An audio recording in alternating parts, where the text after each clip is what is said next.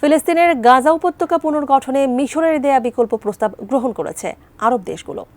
উপত্যকা থেকে বাসিন্দাদের বাস্তুচ্যুত করে গাজা নিয়ে মার্কিন প্রেসিডেন্ট ট্রাম্পের পরিকল্পনার বিকল্প হিসেবে এই প্রস্তাব দেয় কায়রো। বিস্তারিত রায়হান মুন্সি প্রতিবেদনে।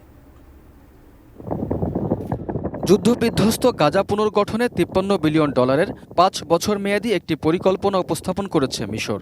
এর আওতায় উপত্যকাটিতে নতুন আবাসন, একটি বাণিজ্যিক বন্দর ও একটি বিমানবন্দর নির্মিত হবে বলে প্রস্তাব করা হয়। পরিকল্পনা অনুযায়ী গাজার বাসিন্দাদের বাস্তুচ্যুত না করেই গাজা পুনর্গঠনের কথা বলা হয়েছে। এছাড়া ফিলিস্তিনি কর্তৃপক্ষের হাতে গাজার দায়িত্ব হস্তান্তর করার আগে স্বতন্ত্র পেশাদার টেকনোক্র্যাটদের সমন্বয়ে গঠিত একটি কমিটি গাজার প্রশাসনিক কার্যক্রম দেখভাল করবেন।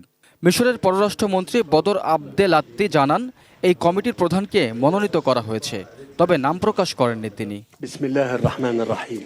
ভিশনের ফুলঝুরি মেগা অফারে ফ্রিজ কিনলেই পাচ্ছেন 16 পিসের আকর্ষণীয় গিফট বক্স একদম ফ্রি। মঙ্গলবার মিশরের রাজধানী কায়রোতে আরব লীগের জরুরি সম্মেলন অনুষ্ঠিত হয়।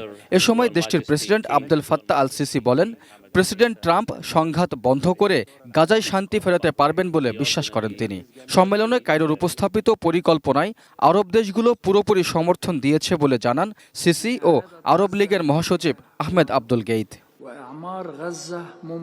এদিকে গাজার আয়তন না কমিয়ে ও বাসিন্দাদের বাস্তুচ্যুত না করে গাজা পুনর্গঠনে আরব দেশগুলোর পদক্ষেপকে স্বাগত জানান জাতিসংঘের মহাসচিব অ্যান্তনিও গুতেরেস ও ফিলিস্তিনের president Mahmoud Abbas. We need a clear political framework that lays the foundation for Gaza's recovery, reconstruction and lasting stability.